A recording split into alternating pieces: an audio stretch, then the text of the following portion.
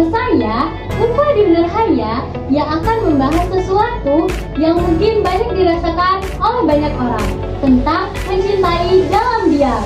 Dan seperti biasa, saya tidak sendirian. Hari ini ada Sela, sahabat saya, yang akan berbagi pengalaman secara terbuka. Halo Sela. Halo Ulfa, halo juga teman-teman ruang cerita. Semoga cerita kali ini bisa menemani kalian yang pernah merasakan hal yang sama. Sela, pernah tidak menyukai seseorang dalam diam? Pernah, dan itu cukup lama.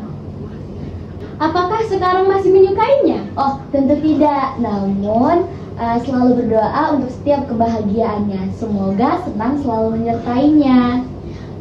Sepertinya seseorang ini sangat berkesan ya untuk Sela. Apakah boleh sedikit diceritakan tentang dia dan kapan rasa itu ada? Rasa itu ada sekitar 5 tahun silam. Saya pernah menyukainya selama 3 tahun lamanya. Ya, dia berkesan dengan hal-hal kecilnya yang membuat saya bahagia. Saya juga banyak belajar darinya. Salah satunya dari dia saya bisa saya bisa mempelajari makna hidup yang sebenarnya. Hal apa sih yang paling berkesan darinya sehingga Sela masih mengingatnya sampai sekarang? Hal yang berkesan ya. Pernah di suatu waktu kami bercerita perihal Edelweiss. Saya berkata kepadanya bahwa saya pernah membaca kutipannya tentang Edelweiss yang tak pernah salah ia berikan. Lalu ia berkata kepada saya, katanya Edelweiss yang abadi hanyalah ungkapan. Sejatinya Edelweiss bisa kering dan layu saat tidak berada di dataran tinggi. Begitu pula dengan perasaan dan kebahagiaan akan layu dan memudar. Maka jadilah Edelweiss bagi dirimu sendiri, yang dengan keindahanmu tidak ada seseorang yang berani memetikmu, namun seseorang akan berusaha keras untuk melihat betapa indahnya dirimu. Lalu katanya juga, kalau ada apa-apa jangan ragu untuk cerita. Seperti itu. Di saat itu, mengapa Sela tidak berani untuk mengungkapkannya? Dia bukan berarti tidak berani, namun terlalu sayang untuk merusak yang sudah ada.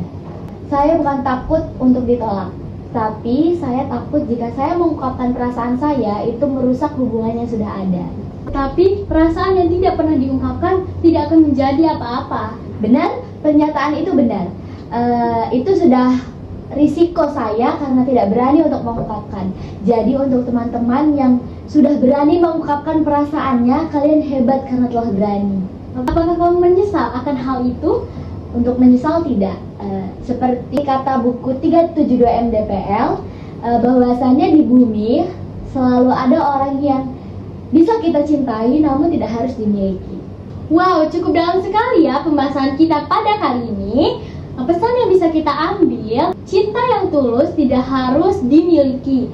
Kadang cukup dirasakan dan dijaga dalam hati. Kalau kita memilih untuk mencintai dalam diam, bukan berarti kita lemah. Namun, kita sedang belajar menghargai perasaan tanpa mengorbankan segalanya. Benar sekali. Terima kasih telah menyaksikan dan mendengarkan cerita kita pada kali ini. Sampai jumpa besok di episode selanjutnya. Bye!